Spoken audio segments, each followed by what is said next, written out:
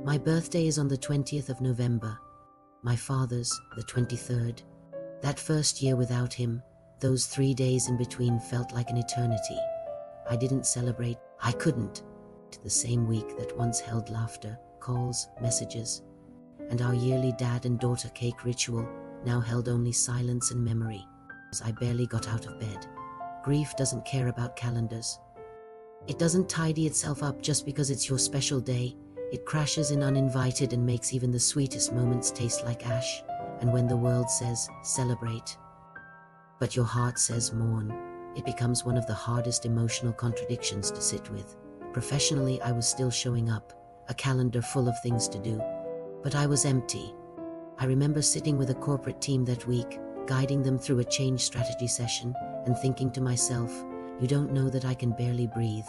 And that's the part of change we rarely talk about, the private mourning during public performance. The world doesn't always make space for your grief, but you must.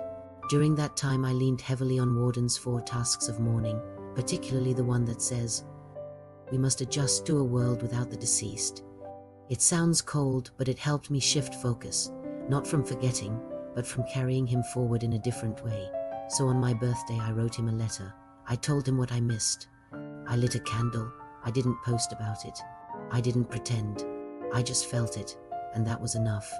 Here's a tip. If you're facing a milestone, a birthday, anniversary, holiday, without someone you love, plan something small and sacred. Not for others, for you.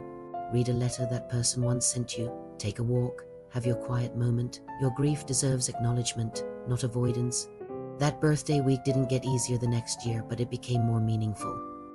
Now, instead of pretending I'm okay, I use that time to reflect, to honor, to reconnect with the version of me that's still healing.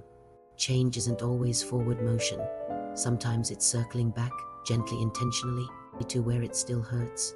The Thriving Through Change Founders Bundle isn't a fix-all, but it is a soft place to land when the world feels too sharp. I created it during seasons like this one, and for seasons like yours. Remember, like Ansel Adams said, there are no rules for good photographs. There are only good photographs. And there are no rules for good grieving either, just your way. Visit us at www.mustardseedstraining.com.